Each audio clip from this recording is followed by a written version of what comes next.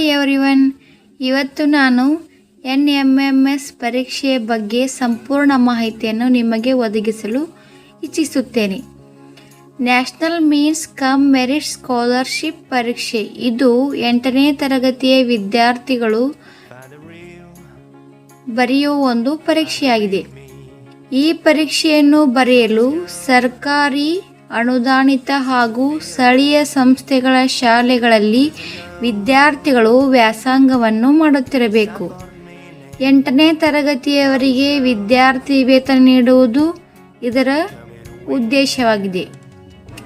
ಈ ಪರೀಕ್ಷೆಯನ್ನು ಪ್ರತಿ ವರ್ಷ ಸೆಪ್ಟೆಂಬರ್ ಅಥವಾ ಅಕ್ಟೋಬರ್ ತಿಂಗಳಲ್ಲಿ ಅರ್ಜಿ ಕರೆಯಲಾಗುತ್ತದೆ ಮತ್ತು ಡಿಸೆಂಬರ್ ಅಥವಾ ಜನವರಿ ತಿಂಗಳಿನಲ್ಲಿ ಆಯಾ ತಾಲೂಕುಗಳಲ್ಲಿ ಪರೀಕ್ಷೆಯನ್ನು ನಡೆಸುತ್ತಾರೆ.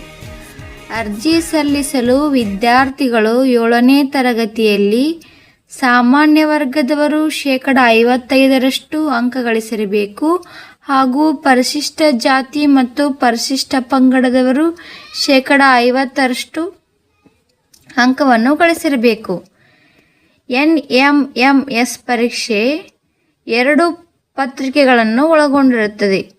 ಮೊದಲನೇ ಪತ್ರಿಕೆ GMAT, ಇದು ಅಂದರೆ ಮಾನಸಿಕ ಸಾಮರ್ಥ್ಯ ಪರೀಕ್ಷೆ. 90 ಪ್ರಶ್ನೆಗಳು 90 ಅಂಕಗಳನ್ನು ಈ ಮಾನಸಿಕ ಸಾಮರ್ಥ್ಯ ಪರೀಕ್ಷೆ ಪತ್ರಿಕೆ ಒಳಗೊಂಡಿರುತ್ತದೆ.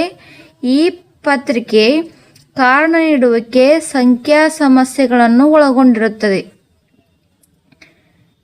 ಪತ್ರಿಕೆ 2 SAT ವ್ಯಾಸಂಗಿಕ ಪ್ರವೃತ್ತಿ ಪರೀಕ್ಷೆ. ಈ ಪರೀಕ್ಷೆಯು 90 ಪ್ರಶ್ನೆಗಳು ಮತ್ತು 90 ಅಂಕಗಳನ್ನು ಒಳಗೊಂಡಿರುತ್ತದೆ.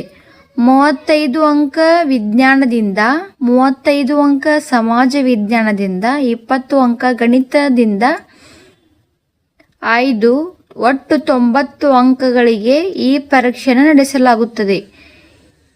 ವ್ಯಾಸಂಗ ಪ್ರವೃತ್ತಿ ಪರೀಕ್ಷೆ ಪತ್ರಿಕೆ 2 ಇದೆಯಲ್ಲ, ಇದು 7ನೇ ತರಗತಿ ಮತ್ತು 8ನೇ ತರಗತಿಯ ಸಂಪೂರ್ಣ ವಿಜ್ಞಾನ, ಸಮಾಜ ಮತ್ತು ಗಣಿತ ಪಠ್ಯಪುಸ್ತಕದ ವಿಷಯಗಳನ್ನು ಒಳಗೊಂಡಿರುತ್ತದೆ. ಈ ಪರೀಕ್ಷೆಯನ್ನು ಪಾಸಾದರೆ ಪ್ರತಿ ವರ್ಷ 12,000ದಂತೆ ಒಟ್ಟು 48,000 ರುಗಳನ್ನು ನೀಡುತ್ತಾರೆ.